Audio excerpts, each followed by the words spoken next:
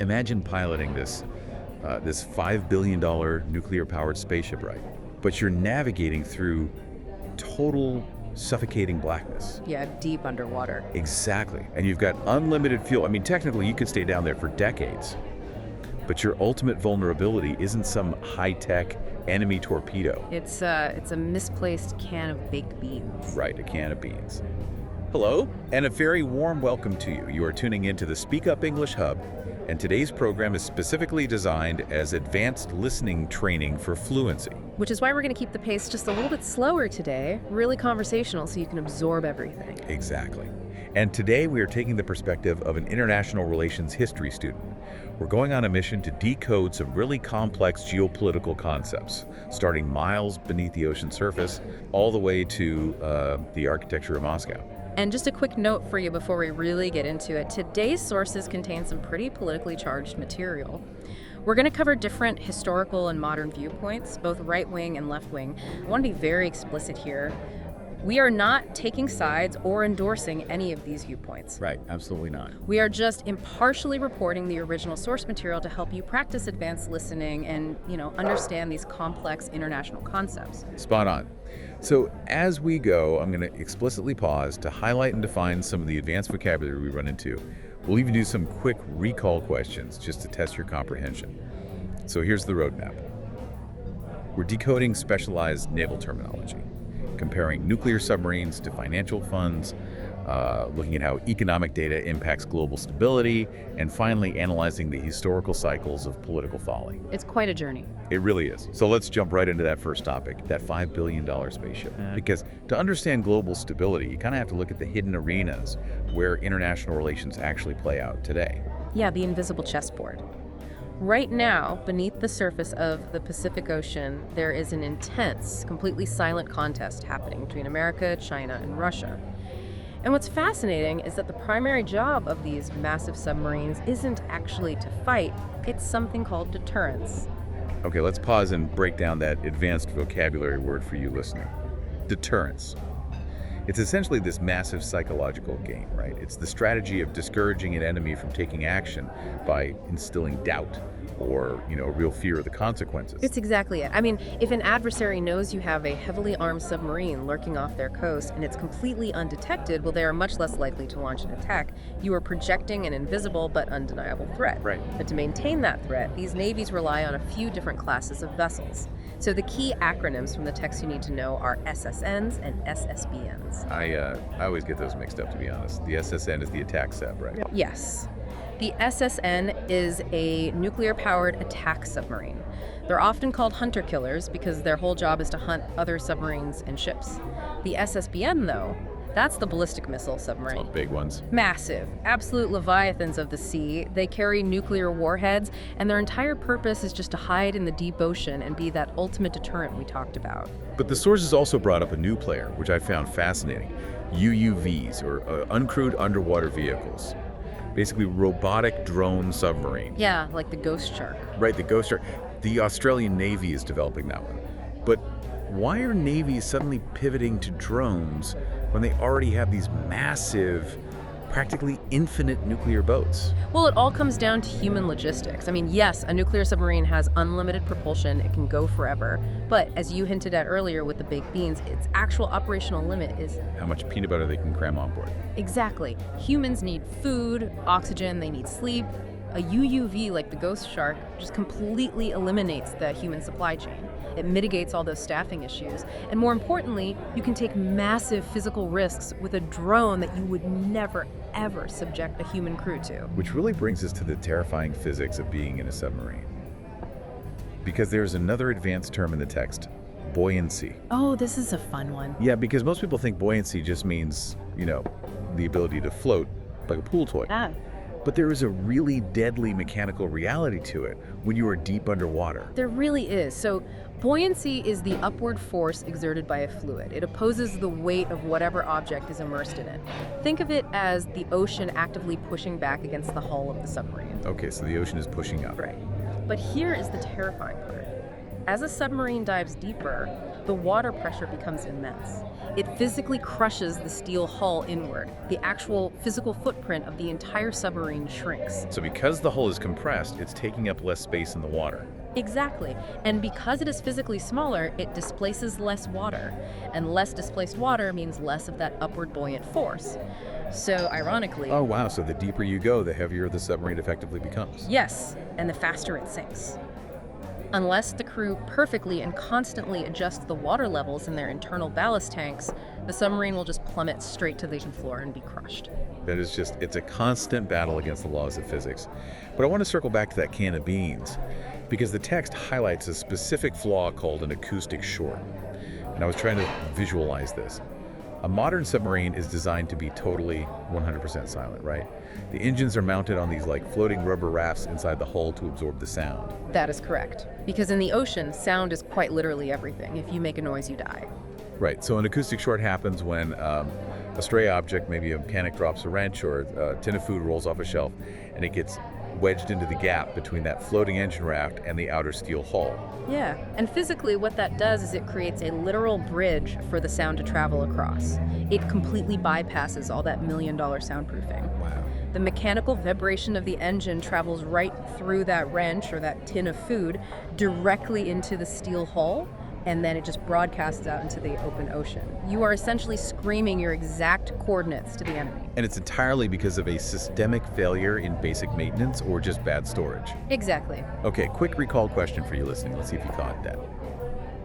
Do you remember the term for when a stray object transmits a deadly sound wave to the ocean outside the sub? I'll give you a second, Osha. It's an acoustic short. Good vocabulary to remember. Definitely. And, that concept is an incredible transition into our next topic.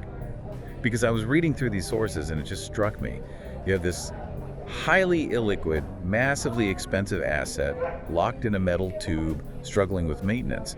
And the text points out that this exact same dynamic plagues the world of global finance. It does. It's shockingly similar. Managing a locked-in asset is a nightmare, whether you are deep in the Pacific Ocean or, sitting on Wall Street.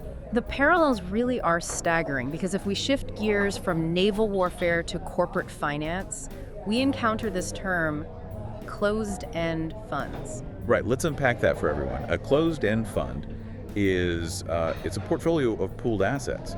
But unlike a regular mutual fund where you can just take your money out whenever you want, a closed-end fund raises money through a single one-time initial public offering. Precisely. Once that money is in, it is locked. The capital is sealed inside that financial vehicle, very much like a submarine deploying on a 6-month mission. You cannot easily alter it. And the text specifically brings up billionaire investor Bill Ackman, right?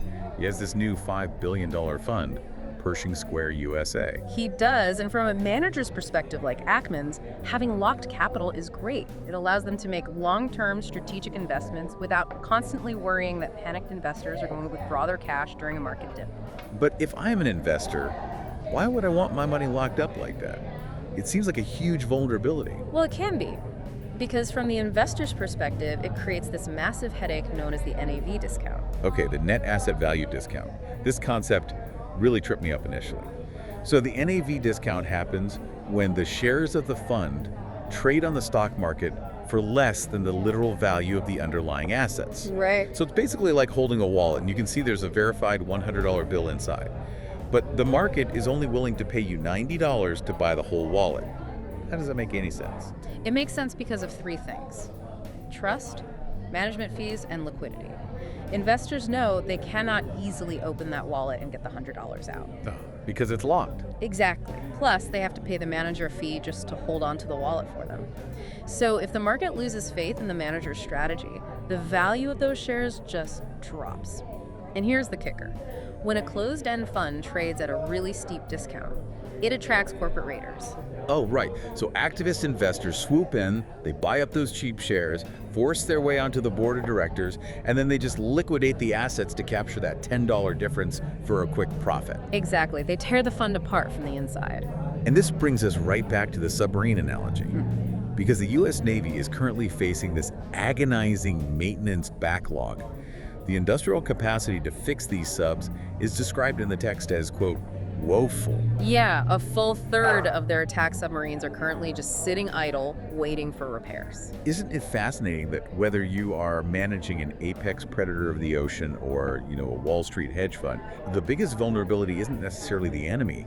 It's the maintenance backlog of managing locked-in assets. It's systemic friction. You have enormous capital trapped in a vehicle, and systemic friction prevents you from utilizing it. But to navigate that friction, whether it's a sub or a fund, you need a perfectly functioning dashboard. And in the global economy, that dashboard is built entirely on one thing: reliable data. Exactly. Global markets do not function on vibes. They don't run on guesses. They function on hard government statistics. Which brings us to another really crucial acronym for your advanced listening practice. The BLS, the U.S. Bureau of Labor Statistics. The BLS is really the bedrock of the American Economic Dashboard. They are the ones providing the highly accurate data on inflation, job creation, GDP growth. Pretty much every major business leader uses this specific data to allocate capital and make hiring decisions. But what happens when a leader deliberately smashes that dashboard?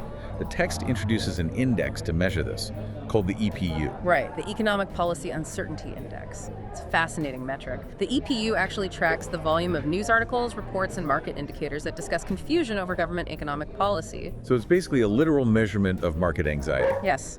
It measures how paralyzed the market is about what the government might do next. And our sources provide a very specific, modern case study for this. Back in August of 2020, then President Donald Trump abruptly fired the commissioner of the BLS. And he claimed, without evidence, that the job numbers were rigged. Yeah. Now, again, looking at this strictly as an international relations history student, we are not endorsing a political stance here. We're just looking at the systemic ripples. What did that single decision actually do to the data dashboard? The fallout was immediate. That single act of unpredictability regarding the integrity of the data caused the EPU index to spike by 50% in a single week. 50%. Yes. And researchers tracked the economic paralysis that followed. Because businesses suddenly didn't trust the dashboard anymore, they just froze their investments. That specific spike in uncertainty trimmed the American GDP by at least $20 billion. $20 billion. And it cost the economy an estimated 31,000 jobs. That is $20 billion completely evaporated, purely from a psychological spike in uncertainty. It is. But conversely, the researchers also measured the value of preserving trust. They found that for every single dollar the government spends on funding the Bureau of Labor Statistics, it generates $25 in economic benefit. Why? Because reliable data eliminates uncertainty. It gives businesses the confidence to actually go out and spend their locked-in capital. It's like trying to pilot that submarine we just talked about. But the captain deliberately smashes the depth gauge. You just can't navigate global business decisions if the dashboard is broken. Exactly. Okay, quick check for your fluency. Let's see if you remember. What does the acronym BLS stand for? And what is the estimated return on every dollar spent on it? Got it. It stands for the Bureau of Labor Statistics, and it returns $25 for every $1 spent. Great ROI. Incredible ROI. And think about how that connects back to the acoustic short on the submarine. One small, careless disruption, whether it is a misplaced tin of beans or firing a statistician, it can broadcast a catastrophic vulnerability to the entire system. Which naturally leads us to our next major theme. Right. What happens when leaders consistently ignore reliable data and make decisions based on, ego, paranoia, or bad assumptions? Yes, and this is where we look at the historical pattern of political folly. We are drawing heavily here on the work of the historian Barbara Tuchman, specifically her concept of the March of Folly. She was brilliant. She really was. But let's define folly as she uses it, because for your advanced vocabulary, it means something much more specific than just a mistake. Yes, much more. For Tuchman, folly is a self-destructive act performed by a ruling group that persists beyond one political lifetime. And crucially, the action must clearly ignore the long-term interests of their own people. And this is key. There must have been recognized, viable alternatives available at the time. So they knew it was a bad idea, but they did it anyway. And she pairs this with another critical concept: systemic incompetence. Right. Systemic incompetence means the failure isn't just one quirky, terrible leader making a bad call. It is a rot within the entire ruling class or system. Tuchman argues that, sure, an individual leader can cause damage, but to create a true world-changing catastrophe, You need a persistent systemic dedication to making the wrong choice by the people enabling that leader. And the historical examples in the text are just wild. You have the 16th century Aztec Emperor Montezuma. He had this massive battle-hardened army, but he basically passively surrendered his entire empire to a small band of sweaty, gold-hungry Spanish invaders. Simply because he refused to acknowledge the data in front of him. Right, or look at the 18th century British aristocracy. They lost the immensely wealthy American colonies entirely out of snobbery. They treated the colonists like disobedient children rather than actually negotiating with a valuable asset. And, of course, the text brings up the ultimate example of systemic decadence: ancient Rome. The sources point to Emperor Caligula. He famously humiliated the Roman elites, he demanded they worship golden statues of him, and he even threatened to make his literal horse a consul. But the real folly wasn't Caligula just being mad, was it? No, exactly. The systemic folly was the cowardice of the Roman senators who enabled him. The ruling class was so paralyzed by their own self-preservation that they just allowed the empire to be degraded. Now, I want to reiterate for you listening that our sources apply Tuchman's framework across a very wide spectrum of modern leaders today. The authors point to Vladimir Putin's disastrous decision to invade Ukraine based on flawed intelligence. They point to Hamas's horrific terror attacks that inevitably invited massive devastation upon their own people. They also mention Benjamin Netanyahu's doomed pacification strategy through the siege of Gaza. Right. And Iran's flawed approach of building a nuclear program without a credible deterrent. And Donald Trump's alienation of allied nations and appointment of sycophants. Again, we're merely reporting the sources' historical comparisons. We are not endorsing a political side. But I do have a question about this. Tuchman says single chumps can do a lot of damage, but true catastrophes require persistence in error. Yes. So, are the massive modern mistakes we see today just the quirks of individual leaders, or are we looking at the systemic decadence of modern empires? Well, that is the defining question of international relations history, isn't it? If a leader's folly is their rejection of reliable data, their paranoia are enabled and cheered on by a much larger group of officials who refuse to correct the course, then you have crossed a line. You are no longer dealing with individual error. You are dealing with systemic incompetence. And historically, when a ruling class falls into that kind of systemic folly, the resulting political instability echoes for centuries. It does, which is actually the perfect bridge to our final stop today. Because if you want to see how centuries of paranoia, folly, and absolute power become physically baked into the DNA of a nation, you have to look at the architectural and political history of Moscow. Yes, I loved this part of the text. So, to understand the political mindset of Moscow, we need to define two more concepts for you: autocracy and buffer zones. Autocracy is a system of government where one person exercises absolute power, and a buffer zone is a neutral geographical area serving to separate hostile forces. And for early Moscow, geography really was destiny. Because it was situated on an exposed plain, early Moscow was repeatedly sacked and burned to the ground by invaders, most notably the Mongols. It's just flat land everywhere. Right, no natural defenses. So that generational trauma bred a perpetual, deeply paranoid strategy. To protect the core of Moscow, its leaders constantly invaded their neighbors to create buffer zones. But then, of course, to protect those new borders, they needed buffer zones for their buffer zones. It is an empire built entirely on a trauma response. And that expansion was enforced with a terrifying brutality. The text mentions Ivan the Terrible. There's this anecdote where he literally killed a jester by pouring scalding hot soup on the man's head during a feast. That's horrific. Yeah. But paradoxically, the source material notes that Ivan also introduced vital bureaucratic and military reforms. They actually referred to his rule as barbarism in the service of civilization. Which perfectly captures the autocrat's ultimate justification, right? To survive, the state must be ruthless. And this creates a really stark historical contrast with Russia's other great capital, St. Petersburg. Okay, quick mental check for your fluency listeners. Think about how St. Petersburg differs historically from Moscow. Let's see if you know. Well, founded much later by Peter the Great, St. Petersburg was built with direct access to the sea. It was heavily influenced by Italianate architecture. It physically embodied an openness to Western Enlightenment ideals, maritime trade, and, integration with Europe. Very different vibe. Completely different. Moscow, by deep historical contrast, has almost always remained insular, deeply suspicious, and fiercely resistant to the West. And there's one architectural story from the text that just perfectly encapsulates this cyclical nature of power and systemic folly in Moscow. It is the bizarre history of the Cathedral of Christ the Savior. Oh, the story is incredible. It is a profound physical manifestation of how power in Moscow constantly paves over its own past. So, the cathedral was originally commissioned in 1812 to celebrate the defeat of Napoleon's army. Right. It was this massive, magnificent Orthodox church. But fast forward to 1931, the Soviet dictator Joseph Stalin decided that religion was a threat to the state. So he had this historic cathedral completely dynamited to Just blew it up. And the plan was to build this utopian palace of Soviets in its place, right? Yeah. This massive monument to communism with a giant statue of Lenin on top. That was the plan. But due to engineering failures and then the outbreak of World War II, the palace was never actually built. So the massive foundation just sat completely empty and flooded for years. Eventually, the Soviet government just gave up. They turned the foundation into a giant open-air public swimming pool. It's just so absurd. You go from a sacred cathedral to a dynamited ruin to a giant swimming pool. And the text notes that during the late Soviet era, the VIP section of this swimming pool actually became a notorious hub for black marketeers. Yeah, it became a symbol of late Soviet stagnation. But then, the Soviet Union collapsed.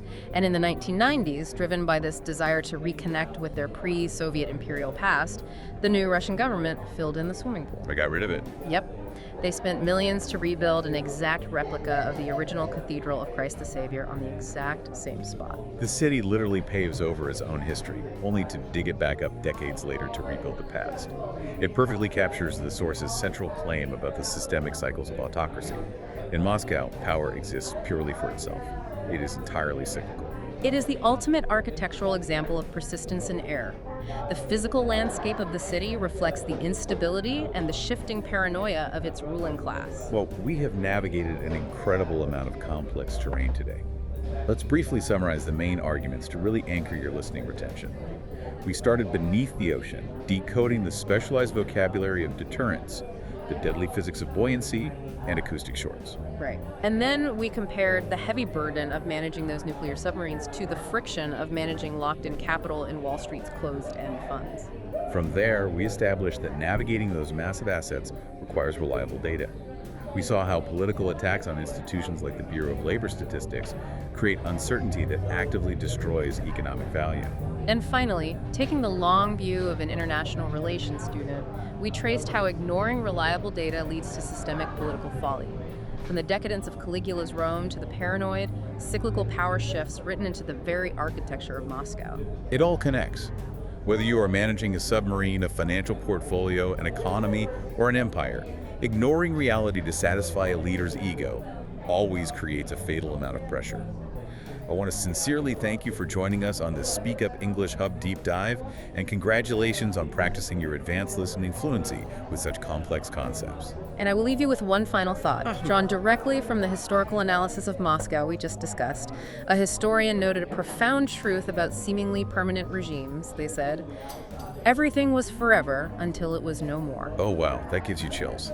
If historical folly is truly cyclical and empires fall when ruling classes ignore reality, which of our seemingly permanent global institutions today might just be a giant swimming pool waiting to happen?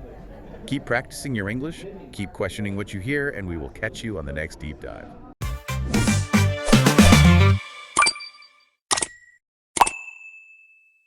Thanks for being with us. See you on our next video.